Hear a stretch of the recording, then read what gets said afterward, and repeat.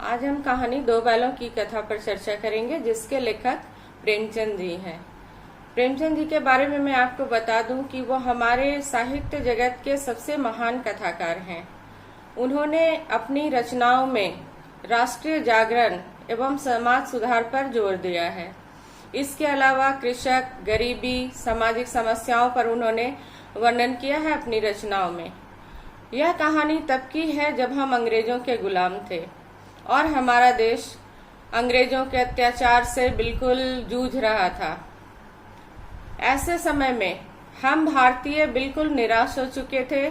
हमारे अंदर जीने का उत्साह बिल्कुल खत्म हो चुका था। उस समय से क्रांतिकारी देशभक्त अपनी ओर से आजादी पाने का प्रयास तो कर ही रहे थे। इसके साथ साथ हमारा लेखक जगत भी अपनी अपनी रचनाओं के द्वारा यह संदेश देने की कोशिश कर रहा था कि आजादी यूं ही नहीं मिलती, हमें संघर्ष करना पड़ता है। तो इस कहानी में यह जो दो बैलों की कथा है, प्रेमचंद जी ने दो बैलों और एक किसान के माध्यम से यह संदेश देने की कोशिश की है कि आजादी हमें यूं ही नहीं मिलती, हमें संघर्ष करना पड़ता है, बहुत प्रयास करना पड़ता है, बहुत तकलीफें उठानी होती है। तो इसी पर आधारित इस कहानी की शुरुआत हम करते हैं। इस कहानी में शुरुआत एक गधे के वर्णन से की गई है। इसमें प्रेमचंद जी ने बताया है, गधे को सभी मूर्ख समझते हैं। अगर कोई मूर्ख व्यक्ति सामने आता है तो उसकी तुलना गधे से कर दी जाती है। क्यों भाई, गधे में ऐसा क्या है? गधा जो कभी दुखी नहीं होता, जो कभी विरोध नहीं करता, जो कभी खुशी भी बहुत कम जाहिर करता है। वैसाख के महीने में कभी कभी वो एक दो बार कुलेल कर लेता हो या खुशी जाहिर कर लेता हो। इसके अलावा वो बिल्कुल संतुष्ट सा दिखाई देता है। चाहे वह सुख का समय हो, उसके ऊपर बहुत से बोझ लादे हुए हो तब भी, या जब वह आजाद घूम रहा हो तब भी, उसकी स्थिति प्रायः एक जैसी होती है। तो क्या उसके इस गुणों के कारण ही उसे मूर्ख समझा जाता है? यह तो साधु, सन्यासी, महात्माओं के गुण हैं। गधे में जितने भी गुण हैं सभी साधुओं के गुण से मिलते हैं। तो ऐसे में मूर्ख कहना कहाँ तक उचित है? इस कहानी में गधे का उदाहरण देकर प्रेमचंद जी कहीं न कहीं हम भारतीयों की तुलना ही उन गधों से की है, जिन भारतीयों के अंदर सहनशीलता, सहिष्णुता की भरमार थी। उनके सीधेपन, उनके निर्दोष होना, इनोसेंट होने की प्रवृत्ति का ही फायदा उठाते हुए शायद अंग्रेजों ने हमें गुलाम बना लिया था। इस गुलामी के कारण हमारी जो दुर्दशा हुई थी वह हमारे इसी सहिष्णु और सहनशील होने का ही कहीं न कहीं परिणाम था। तो इस तरह से यह कहानी यह भी संदेश देती है कि हमें जरूरत से ज्यादा, हमें या किसी को भी जरूरत से ज्यादा सीधापन भी अच्छा नहीं होता। यह जो सीधापन होता है और अत्याचार सहने की जो सहनशीलता होती है, कहीं ना कहीं वो इंसान को दब्बू बनाती है। दब्बूपन अर्थात अपने खुल के किसी चीज का विरोध नहीं करना, हर चीज की हाँ में हाँ मिला लेना, सही और गलत की पहचान होते हुए भी उस पर अपने कोई विचार ना प्रस्तुत करना। तो हम भारतीय भी शायद इतने ही सीधे साधे थे जिसका फायदा अंग्रेजों ने उठाया है। तो इस गधे के माध्यम से लेखक ने बताना चाहा है कि अत्यंत सीधा होना भी अच्छा नहीं। हमारे इसी सीधेपन का, सहिष्णु होने का यह परिणाम था कि दक्षिण अफ्रीका में हमारे साथ जो अत्याचार हो रहे थे, अमेरिका में हमें घुसने नहीं दिया जा रहा था। तो क्या ये कहीं से इतना सीधा होना भी अच्छा है कि हम अपनी ही दुर्दशा करा डालें? उदाहरण स्वरूप जापान को देखिए, अपनी एक विजय नहीं, उसे सभ्य देशों की शामिल कर लिया गया। तो इस तरह गधे के माध्यम से लेखक यह कहना चाहते हैं कि ज्यादा सीधा होना भी सही नहीं है, और जहां हम पर अत्याचार हो रहा हो उसका विरोध करना चाहिए, जहाँ शोषण हो रहा हो उसके विरुद्ध आवाज उठानी चाहिए। और इसके अलावा अगर हम गुलाम हो गए हैं तो हमें उसका विरोध करना चाहिए, संघर्ष करना चाहिए। ये ठीक है कि संघर्ष में काफी परेशानियां आती हैं, लेकिन इसका यह मतलब नहीं कि हम संघर्षों से ही विफल जाएं। अब पाठ के चरित्रों पर आते हैं। इस पाठ में झूरी नामक एक किसान था जिसके 2 बैल थे, हीरा और मोती। दोनों पछाई जाति के थे, अर्थात बहुत ही उत्तम किस्म के बैल थे। हीरा और मोती दोनों बैलों को उनका मालिक झूरी अपने बच्चों से भी ज्यादा प्यार करता था। कभी भी उन्हें एक फूल की छड़ी से भी नहीं छूता। खाने में अच्छा अच्छा खाना देता था, भूसी के साथ चुन्नी, गुड़, खली सब कुछ मिला के मतलब एक बच्चे की तरह परवरिश करता था और बहुत प्रेम करता था। इसके साथ ही दोनों बैल अपने मालिक के कामों को खूब मन लगा कर करते और कभी जरूरत से ज्यादा अपनी ओर से वह भी प्रयास करते कि हम मालिक के हर काम को अच्छे से पूरा करें। तो यहाँ पर इस तरह झूरी का बैलों को मानना या बैलों का जो समर्पण था झूरी के प्रति, उसको देखकर एक नैतिकता, मानवीय मूल्य उभर कर आते हैं। पशु प्रेम संबंध, अर्थात पशुओं को भी हमारे जैसे प्यार की आवश्यकता होती है और हम उन्हें प्यार करें तो वो भी उसका जवाब अपनी मूक भाषा में अपने क्रियाकलापों के द्वारा हमें देते हैं। चलिए आगे बढ़ते हैं। हीरा और मोती दोनों में गहरी मित्रता थी। मित्रता ऐसी वैसी नहीं, मित्रता ऐसी थी कि दोनों को जब खाने दिया जाता एक नाद में, नाद वो बड़ा सा होता है जिसमें बड़ा सा बर्तन होता है जिसमें गायों को, बैलों को, जानवरों को खाना दिया जाता है, तो नाद में एक ही साथ मुंह डालते। अगर एक बैल हीरा या मोती में से कोई भी उठा लेता तो दूसरा भी उससे मुंह हटा लेता। अर्थात दोनों की यही कोशिश रहती कि ज्यादा से ज्यादा खाना हीरा खाए, हीरा की कोशिश रहती कि नहीं मोती पेट भर के खाए। इसके अलावा जब उन्हें झूरी काम पर ले जाता तो खेत में जब उन्हें जोता जाता हल चलाने के लिए, तब मोती कोशिश करता कि हीरा पर ज्यादा बोझ ना पड़े और हीरा कोशिश करता मोती पर ज्यादा बोझ ना पड़े।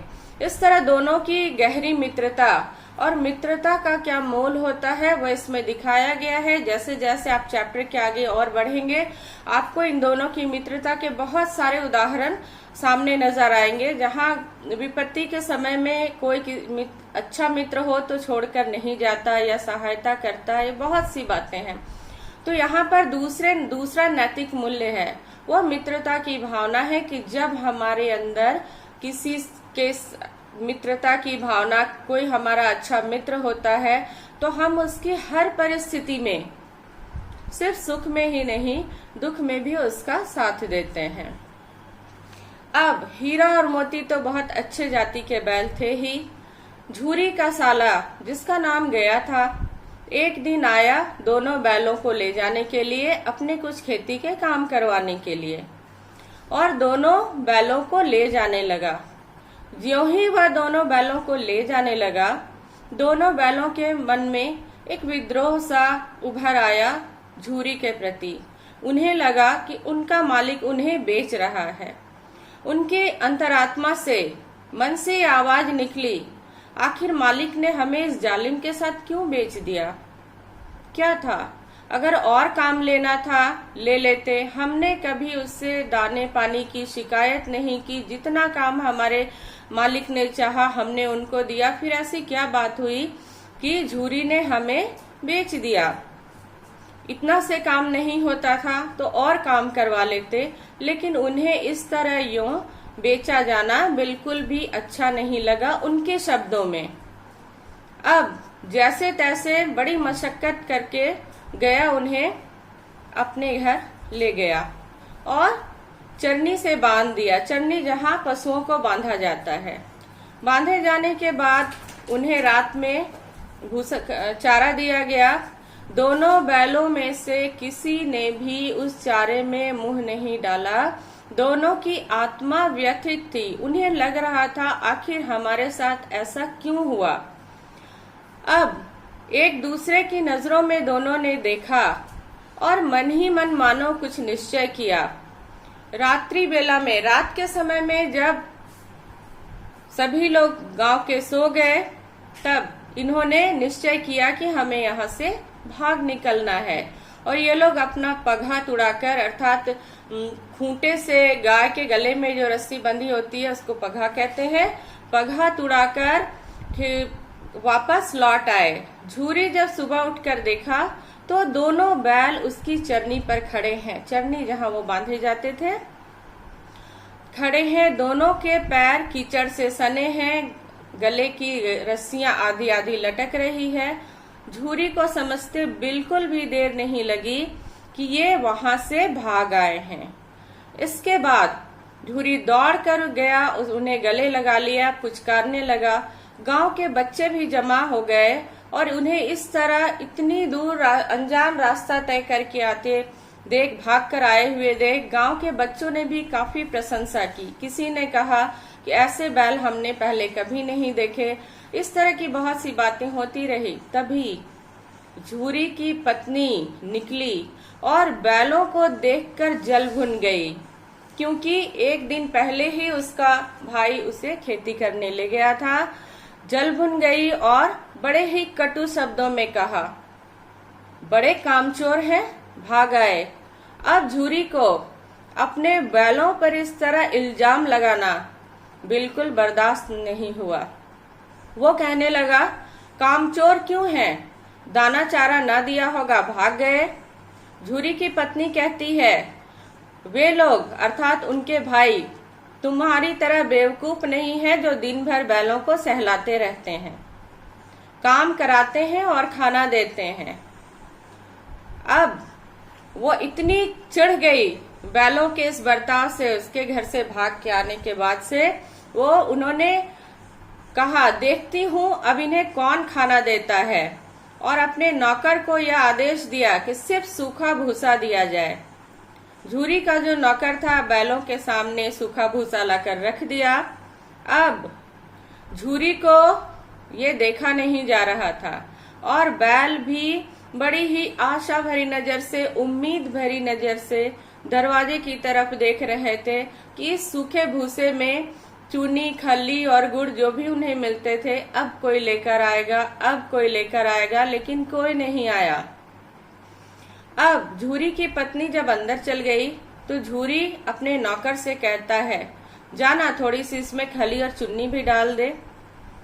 वो कहता, ना बाबा ना, मालकिन मुझे मार ही डालेंगी। फिर झूरी पशुओं के प्रेम में इतना बेचैन था, उसे ये देखा नहीं जा रहा था कि उसके पशु इस तरह सूखा सूखा खाना खाएं। तो वो झूरी जो है वो अपने नौकर से कहता है, जाना चुरा कर ले आ। नौकर कहता है, नहीं, अगर मालकिन को पता चल गया तो आप तो उनके ही साइड हो जाओगे, मेरी मैयत आ जाएगी। यह कहकर उन्हें नहीं दिया जाता है।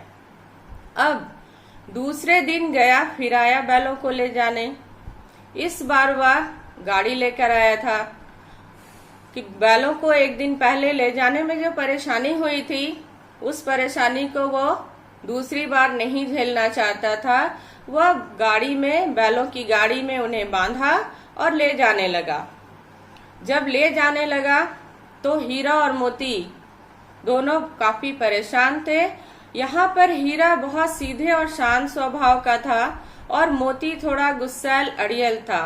इन दोनों का यह व्यवहार हमें अपने स्वतंत्रता संग्राम के सेनानियों के उन दो दलों की याद दिलाती है, जो एक नरम दल था और एक गरम दल था। एक कहता था कि बिना किसी आंदोलन को किए हुए या फिर शांति से आंदोलन को करके हम आजादी पा सकते हैं। दूसरा जो गरम दल था वो कहता था, नहीं, ऐसे काम नहीं चलेगा, हमें इसके लिए कुछ न कुछ सख्त रवैया अपनाना पड़ेगा। तो यहाँ मोती जो है वो गरम दल का प्रतीत है और हीरा नरम दल का। अब जब जा रहे होते हैं तो हीरा रास्ते में मोती से कहता है, क्या कहता है, गाड़ी गड्ढे में फेंक दूं? हीरा कहता है, नहीं, यह हमारा काम नहीं है। तो मोती कहता आखिर इस तरह कब तक चलेगा। हीरा कहता है बैलों में जन्म लिया है तो जिंदगी ऐसी ही मिलेगी। कहते हुए ये लोग इसी तरह खींचातानी करते हुए गया के घर दोबारा पहुंच जाते हैं। अब गया के घर जब ये बैल पहुंच गए, गया ने इनसे बड़ी सख्ती से काम लिया, बहुत सारे काम लेता, सारा दिन काम लिया करता और शाम में उन्हें सिर्फ भूसा सूखा हुआ भूसा खाने को देता, उसमें कुछ भी नहीं होता, जबकि वहीं अपने बैलों को अच्छा खाना देता था। इस तरह बैलों के मन में एक विद्रोह था। खैर किसी तरह इनके दिन कट रहे थे। एक दो दिन जब हुए तब बैलों ने सोचा क्या किया जाए। ऐसा अपमान उनका पहले कभी नहीं हुआ था। झूरी उन्हें फूल की छड़ी से भी नहीं छूता और उन्हें हमेशा अच्छे खाना दिया करता था। तभी एक छोटी सी बच्ची बाहर आई। उसके हाथ में 2 रोटी थी, एक एक रोटी चुपके से खिला गई। इसी तरह यह रोज का क्रम चलता रहा। जब भी घर के सब लोग सो जाते या खाना खा रहे होते, वो बच्ची छोटी सी थी, वो आती और एक एक रोटी खिला जाती। कहते हैं उन एक एक रोटियों में इन दोनों बैलों का क्या होता, लेकिन ये दोनों बैल उस बच्ची के प्रेम की भावना से ओत-प्रोत हो काफी खुश रहते और सूखा भूसा मिलने के बाद भी वो कभी कमजोर नहीं पड़ रहे थे। इसका एक ही कारण था, वो बच्ची के प्रेम को समझ रहे थे। एक दिन रात में मोती ने कहा कि हीरा अब इस तरह सहा नहीं जाता। हीरा बोलता है तो क्या करोगे, चलो भाग जाते हैं यहाँ से। हीरा पूछता है कैसे भागेंगे।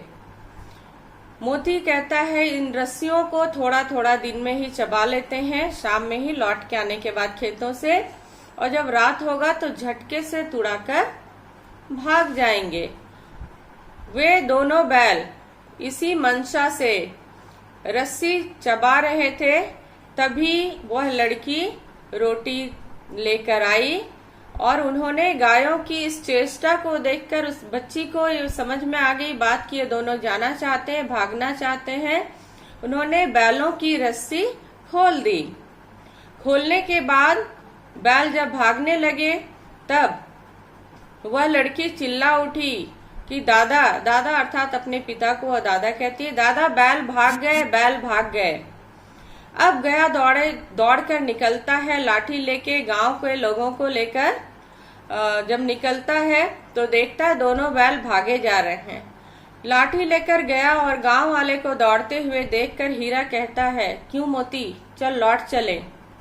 मोती समझाता है अब की बार पकड़ में आए तो जान चली जाएगी, इसी चल भाग जाने में फायदा है। और इसी तरह दोनों बैल भाग जाते हैं।